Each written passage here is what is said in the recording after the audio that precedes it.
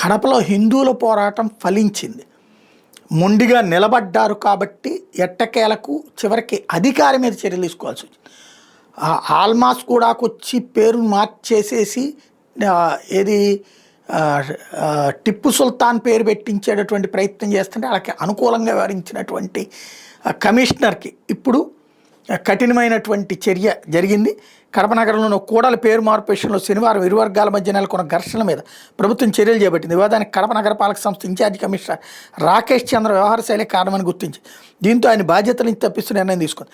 కడప కమిషనర్గా Rajampet sub collector భావనకు అదనపు బాధ్యతలు అప్పగిస్తూ ఆదివారం ఉత్తర్వులు జారీ చేసి ఓ వర్గానికి చెందిన నేతతో ఇన్ఛార్జి కమిషనర్ జరిపిన సంభాషణలు నిబంధనలకు విరుద్ధంగా వాళ్ళకి హామీలు ఇవ్వడం, సర్కిల్కి పేరు పెట్టే విషయంలో చేయని తీర్మానాన్ని చేసినట్టుగా ఉత్తర్వులు జారీ చేయడం ఈ ఘటనకు మూలంగా తేల్చింది. వీటి ఆధారంగా ఇరు వర్గాలు జనాన్ని సమీకరించడం ఉద్రిక్తతలు దారితీస్తుందని భావిస్తోంది.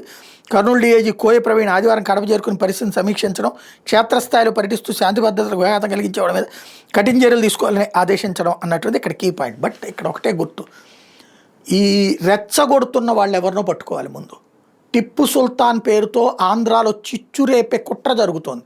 ఎస్డిపిఐ పిఎఫ్ఐ దీని వెనకాల ఉన్నాయి. గతంలో రాయచోట్లో జరిగింది, ఇప్పుడు ఇక్కడ జరిగింది.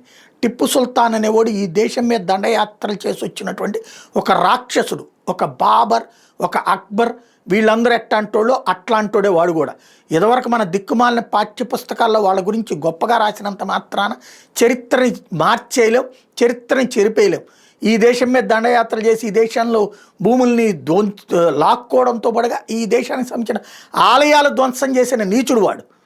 అలాంటి వాడి గురించి వాడి పేరు ఇక్కడ పెట్టాలనుకోవడం అంటే ఖచ్చితంగా గొడవలు రేకెత్తించాలనుకుంటున్నటువంటి వాళ్ళే.